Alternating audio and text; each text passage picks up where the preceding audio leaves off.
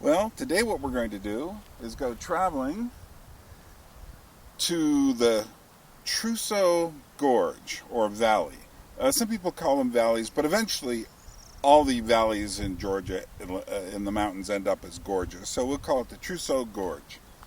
And it's around this way. There's Mount Kazbek right there, Kazbegi. But before we get there, we turn off and go up this valley, and we look for this rather mysterious valley with empty villages. I have no idea what I'm going to find there. I've seen a few images, but I don't know the condition of the road. I don't know much that's going to happen. Well, let's go.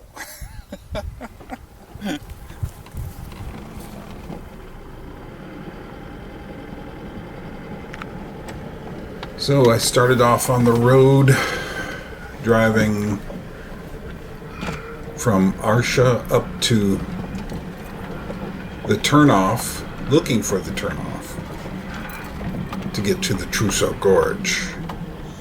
And you can see that little town across the, essentially the river, the gorge. And I thought maybe that's where I was trying to go, but no, it's further down. Meanwhile, I'm trying to get there, and one thing I discovered on the road, I didn't take too many photos of it, was a lot more trucks, particularly down here. This is the turnoff if you ever get here. Kobe is the little town, but you have to look for the place that says Kobe Godauri ski lift. And you turn there. It doesn't look like it's a road that goes anywhere. And but there you'll see the ski lift. I got out and stopped and looked at it. And this is one bizarre ski lift. And it used to operate in the summer when there was more tourism, but it certainly operates in the winter, but it's a very long ride. Well, anyway, so I stopped. I'm still basically at the point where the ski lift is, and I'm looking up that valley, and this is going to be where the Truso Gorge is, in this particular valley. But it doesn't look like there's much of a way to get there. Now I'm looking back where I came from, but this is where I have to go. Like I said, it doesn't look like there's much of a way. It looks like you dead end at someone's farm.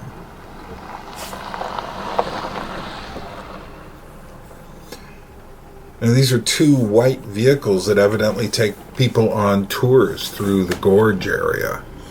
And I would eventually meet them again.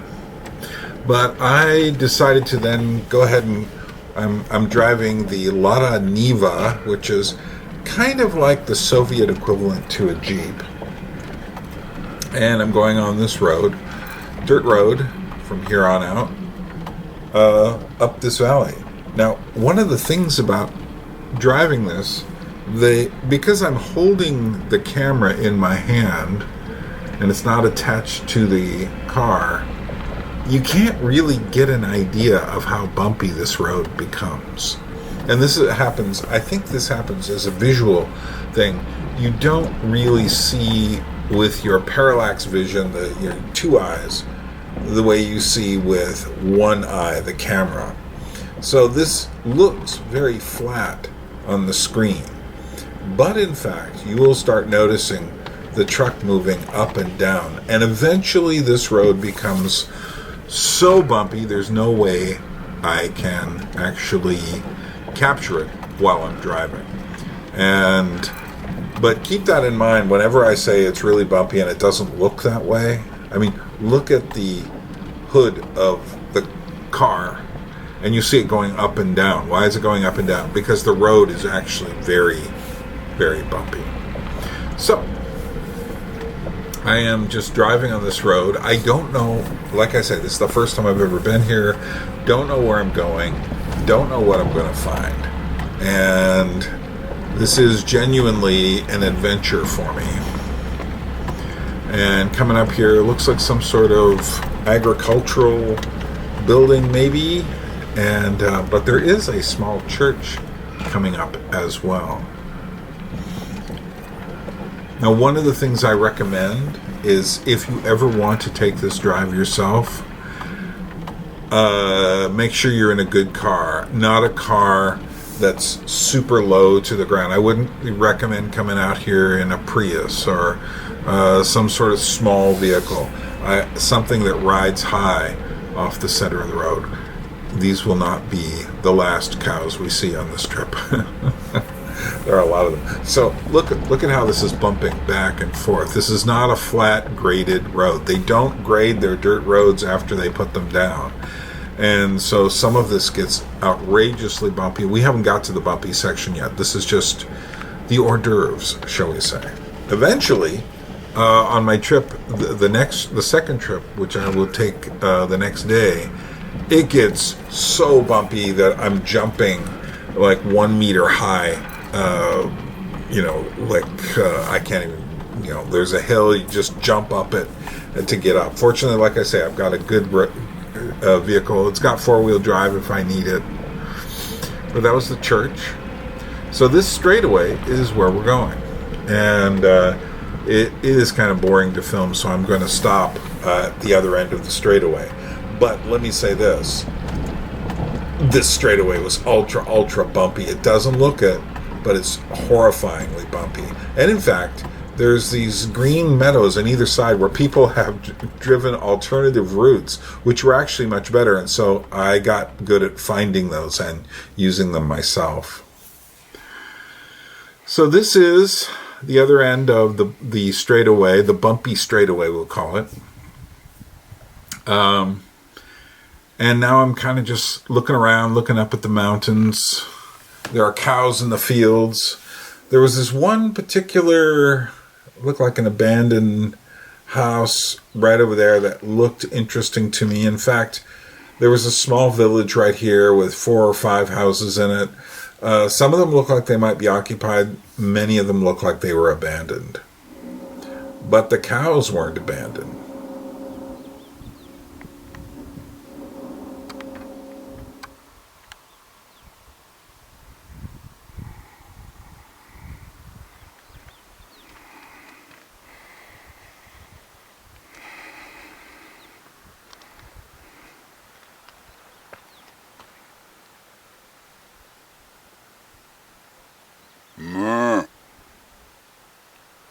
That was me trying to communicate. So that valley up there, gorge, is the Manah Gorge, which I'd like to go to, but alas, we are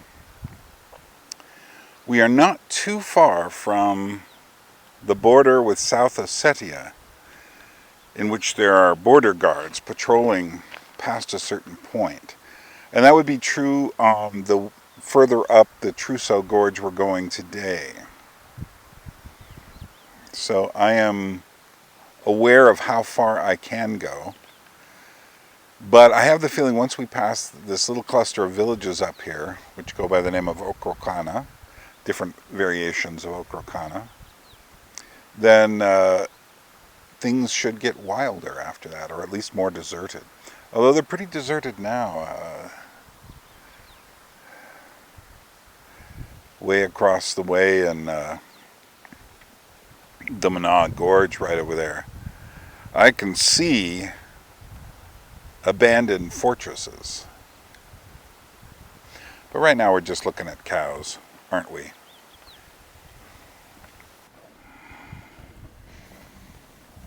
And the valley opens up here, and you get these marvelous vistas with abandoned fortress towns.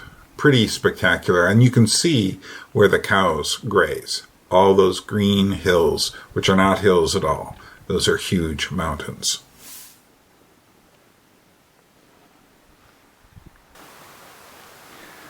Well, let's go further up the valley. See what we find.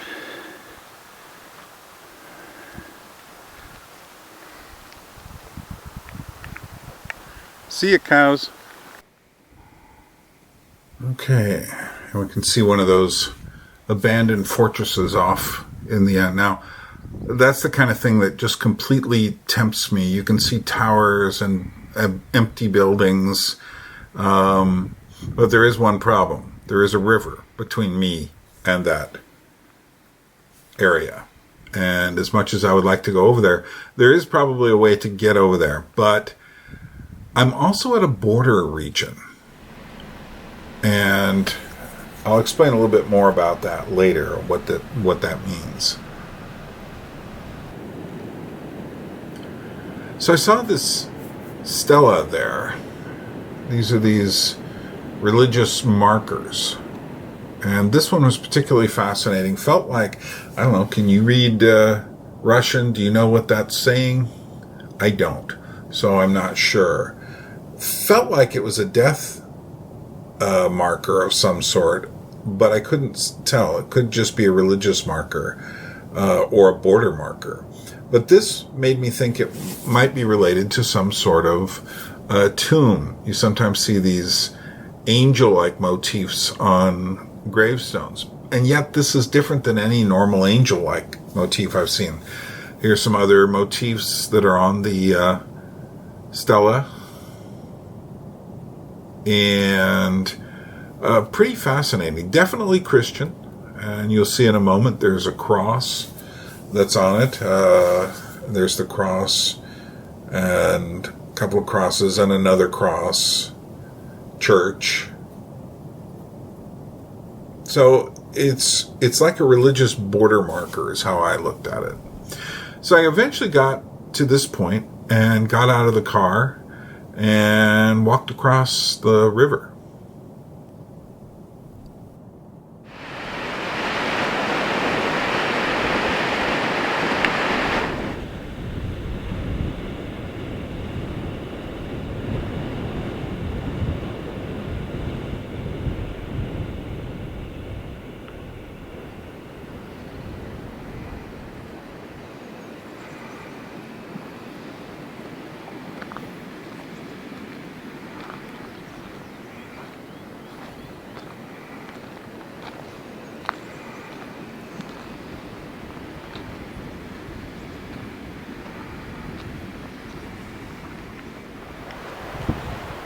Got my Droebit.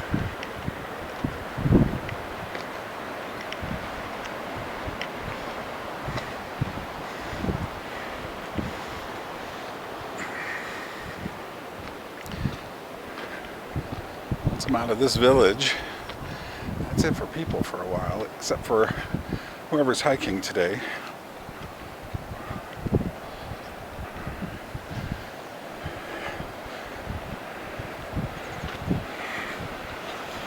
I see what look like two white tour vans, trucks. They'll probably be coming on this road. I'm glad I decided to walk this and not drive it. It's much better at slow speed. But I am up some altitude. Now this seems to be some sort of rock crushing, rock grinding quarry of some sort, and you can hear the machinery whirring. That's the Tergi or Terek River. Terek in Russian, Tergi in Georgian. Always want to open these doors. And here's an abandoned tower.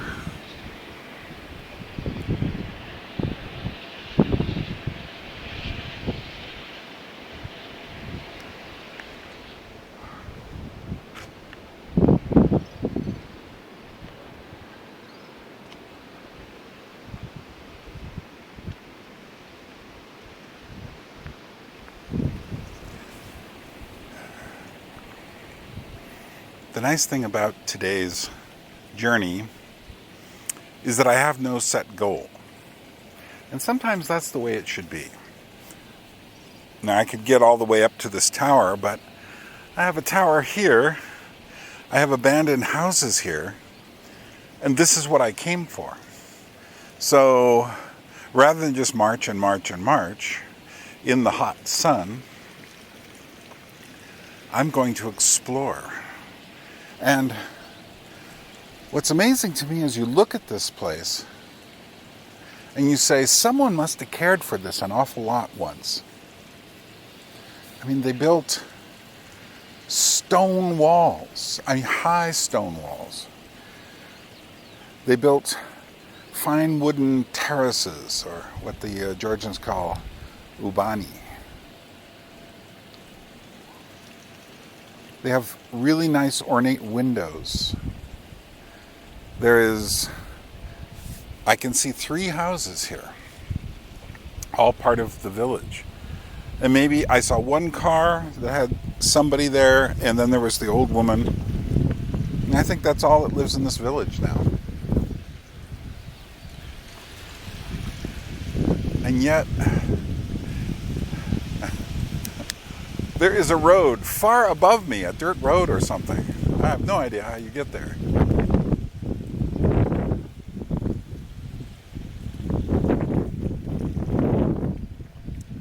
It's these valleys, these gorges, with green grass going straight up, and then eventually you get to these high alpine peaks. But these are the alpine peaks too. It's a perfect place for cattle, for sheep, for goats, for the rather scrawny cows that grow up here.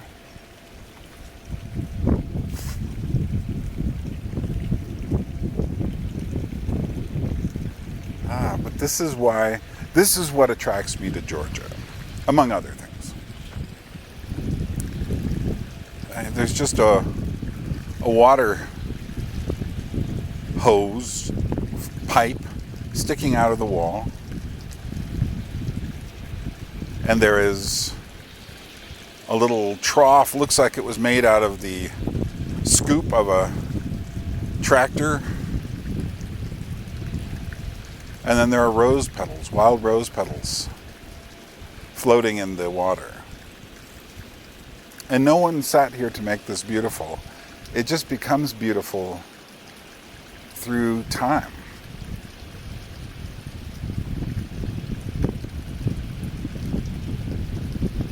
This is why you should visit Georgia, to find places like this. And there are lots of them. Places abandoned. I'm sure the winters got very tough and cold here. And before there were cars, the fastest you could travel was by horse or in a cart. But this village would be all that you need. But you'd get stuck in here in the winter. But then came cars, then came the Soviet Union. Eventually people said, I'm tired of this.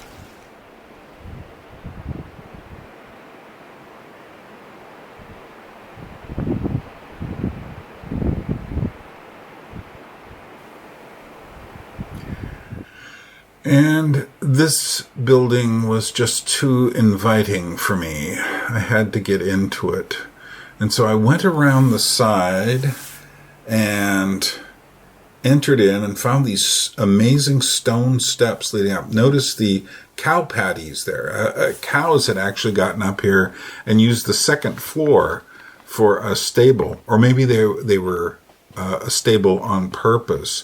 And then the floor starts to give way in that area. You'll see it in the moment.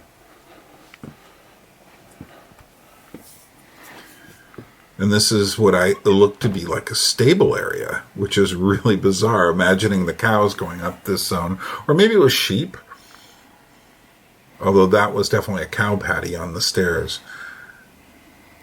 And they had put a barrel in front of the door on its side to keep animals from coming in. Of course, I could go over the barrel real easily.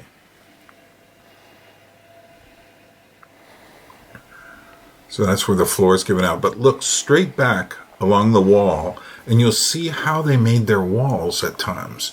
There are bent branches interwoven with each other with mud put on it. That's amazing. And this is further up where the house is more finished. And so I started roaming in here. Now this room looks like someone had come in and tried to restore the house a bit. That's newer plywood.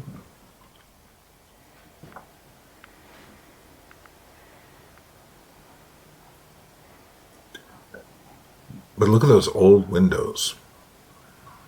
And we'll investigate that lump of material on the floor in a minute. Meanwhile, we have to go into this room. This seems to be the main room of the house right here. And this would be where the supras are, the ritual meals. This would have, there's the cabinet for the kitchen utensils, window leading out. Had a nice wood floor, too.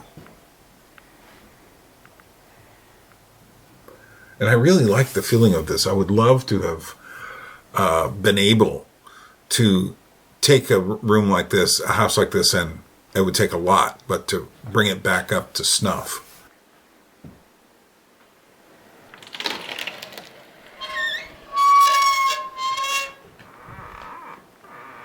This was another room I entered. This one more primitive. You can see the metal, or rather stone walls.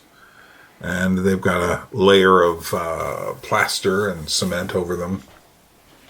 But this part here is open and exposed. Let's look out the window through the barbed wire that someone obviously put on there to keep something from coming in or something from going out.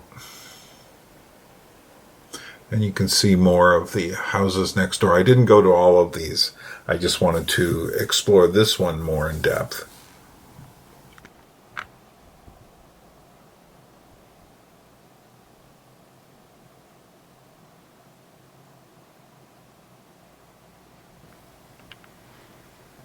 Okay, so what is this stuff?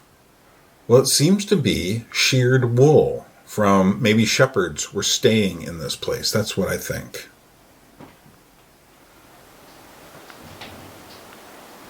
And it raises many questions. Were there shepherds living here?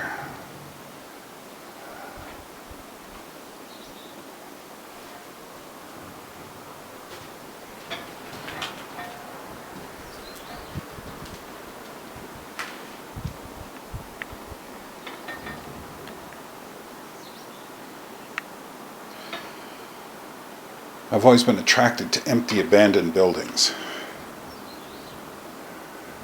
I think part of it is that it's our pride being taken back to nature, back to the mud, back to the dust. And we think we can do things forever, but it doesn't. I'm sure when they built this, they thought this house would last a very long time.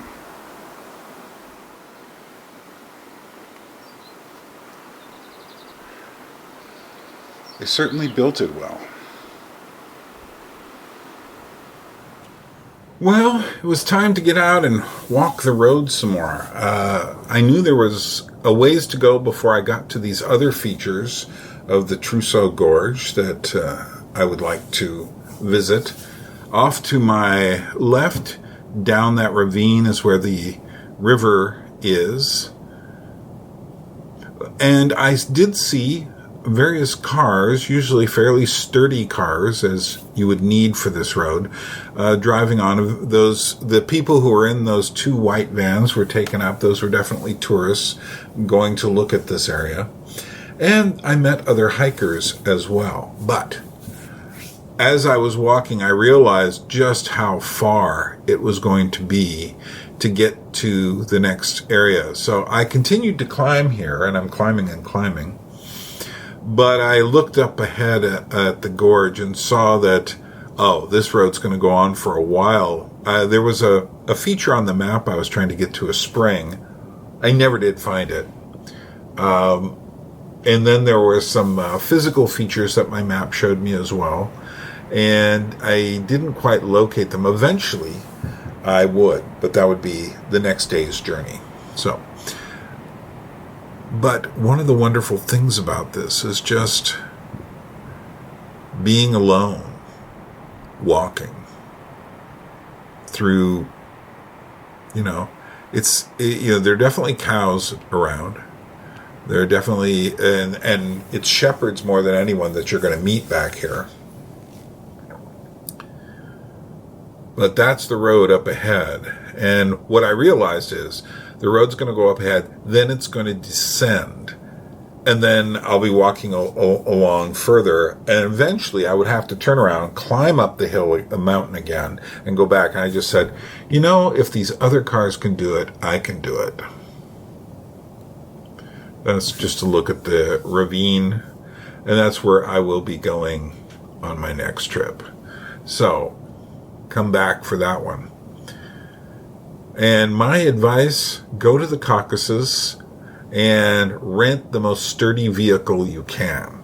And it's cheap to rent a vehicle in Georgia. Cheap, and they don't require a big down payment or anything. You can do it. I mean, I did it by simply showing my passport and paying a bit of money. And that bit of money was little. Well, this is as far as I'm going to go today. I could make this an all-day hike, but I didn't bring any food, and I wasn't planning on hiking more than half the day anyway. And it's a beautiful place to stop. And I want to come back here, but it looks like this road is good enough to drive on, and where I want to go is sufficiently farther. And so I'm going to take the car back and try this another day, maybe very soon. I'm going to think about it. Well, for Georgian Crossroads, this is Byrne Power, encouraging you, wherever you are, to get out to someplace quiet. As Tarkovsky said when asked, what would you recommend for the young people today? And he said, solitude. People today spend far too much time with other people, and especially with the media. Well, you do need to spend time with people, but you need to take time to get away. And I can't think of a better place to get to than the Caucasus Mountains in Georgia.